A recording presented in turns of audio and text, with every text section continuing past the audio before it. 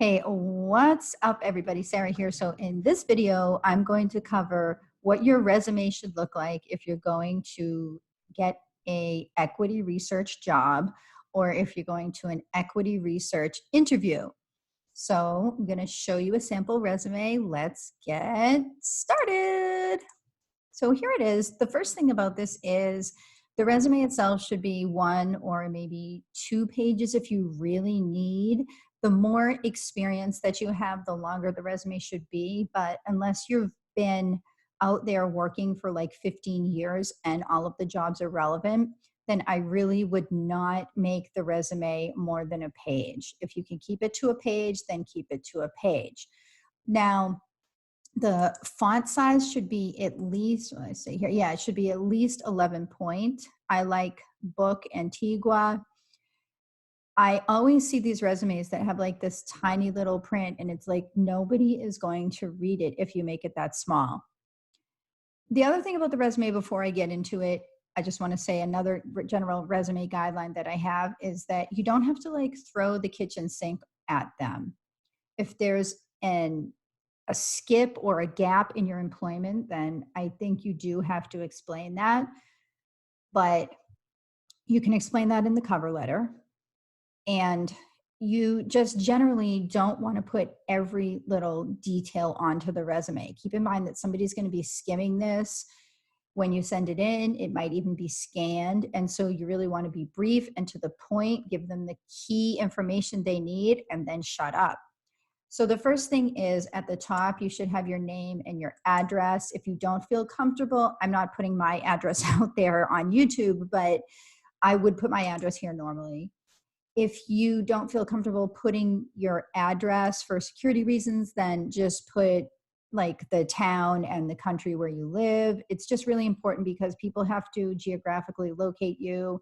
If you're applying for a job that's not in the same geographic vicinity of where you live, then that is important and you should explain that in the cover letter. I live in Bangladesh, but I'm looking to move to France, okay? And explain in the cover letter why and the progress you're making on that and when you're anticipating the move, etc. This would be for your phone number and then an email. Now, chances are they're going to contact you over email, so try to make sure that it's a like kind of clean email. Like don't have like hotbabe56@yahoo or something ridiculous like that. So I think you should give the resume a title. Again, this will help for it to be more searchable. And the other thing is that it definitely can focus the reader. Like your name up here and then the title in like a bigger font. And I suggest you maybe make it bold.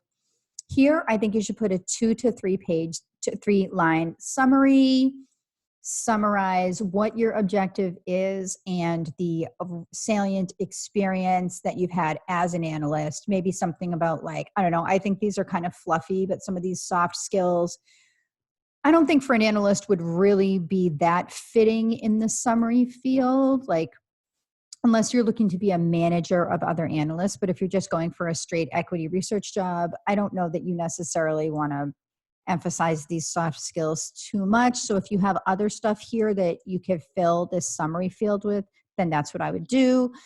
I like these bullets here. I like to just give like 2 or 3 lines of bullets that summarize some of the key skills that you have, because again, this can just improve the searchability of the resume.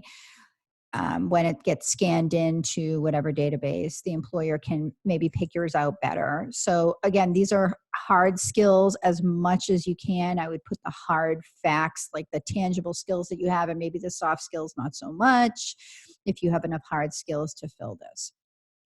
Then your experience.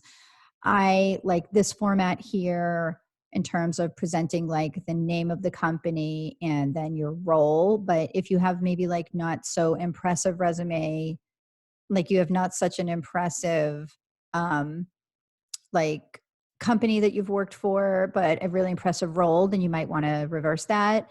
And again, like just nice bullet points, 5 or 6, maybe more if you did a lot. And then like, this is from back when I used to be like a financial advisor. I've not been in a like financial I do financial marketing right now, but I haven't been in a like investment management role for a very long time. So basically, that's why my resume is like this, y'all. Like, just for the record, like I'm not a financial advisor anymore. Okay, so if you see here, like I'm not going on and on. These bullet points are very to the point, and they're talking about basically like the relevant skills that you have that somebody would be looking for. And if you have any question about what should be going here, you should look at the target job description that you're looking to go for, and you should see how many of those bullets you could say that you've done. And if you have done those things, then you should absolutely put them here. I like to emphasize the most recent experience more than the other ones, just because that's what people are going to believe more and it's going to be more relevant to them. Like if it's now like 2013, how relevant is it what I did in 2004? Like it's not, right? And then these are other, you can see like with my further back experience, I'm just kind of abbreviating it, not doing so much. And then lastly, the education and credentials field. This is my education. Um, Again, like if I could have fit this on one page, I would have. I probably could have, to tell you the truth. I would definitely recommend that, but I just would put your degrees. Um, at that point, was I a CFA charter holder? Yeah, I was a CFA charter holder. Some people like to state down here if they're a candidate for the CFA exam. I believe uh, back when I was taking the CFA exam that you could only state that you were a candidate if you had officially registered for the next exam and paid the fees. CFA Institute is very good about that, about well, making sure that you pay them before you can like state any kind of affiliation. I think also you can maybe say like you passed level 1 of the CFA exam or level 2 or at whatever levels you passed, but I don't think you can say like I'm a candidate for the exam if you haven't paid and registered. Again, CFA Institute always gets their fees. I have other videos about that, by the way, on this channel. Anyways, and also any like licenses that you have. These were, licenses that these are actually not even valid anymore. In fact, this whole resume is really kind of a thing of here. Let me just delete that even there. It's deleted. I'm not even these licenses are not even active anymore. Not like I would even use this resume because, like I said, I'm a marketing consultant. I have my own business. This is obsolete, this resume, but you should also put any licenses here. Some people like to put like their hobbies or that they like to work with a nonprofit. Like for me, I'm kind of like, I don't know. I'm not into putting your hobbies on your resume if it's just like something you kind of do in passing. Like, oh yeah, like I love going to the museum. Like if you go to like one museum a year, like oh I'm a museum person. Like don't put some stupid hobby that you don't even mean. If it's something you really mean, like I'm a parachute instructor for like kids with special needs or something like that. Then like it's interesting, it shows it's a noble cause. It's like if you're something you're really passionate about that you could discuss in an interview, then I would say it.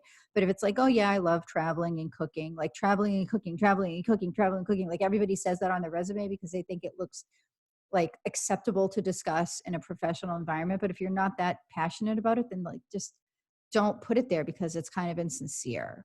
So I'm like not really the biggest fan of putting these things like these personal interests on your resume. Depends on what kind of a job you're going for. If you feel like you, you know, could discuss these things in an interview, then I would. But if not, then if that's not kind of like your personality, then I wouldn't either. But generally, but what it says on paper is one thing, but it's also a question of like how well do the people like you in the interview. But there's other stuff. There's other videos on this channel about that. Please go ahead and just like click the playlist that this video is part of, and there's tons of information there. So like how do you get the resume out? You should be networking and especially using LinkedIn to get in touch with the hiring managers. There's also a lot of videos about this as well, my channel. So thank you for watching, and let me know, just post your questions below.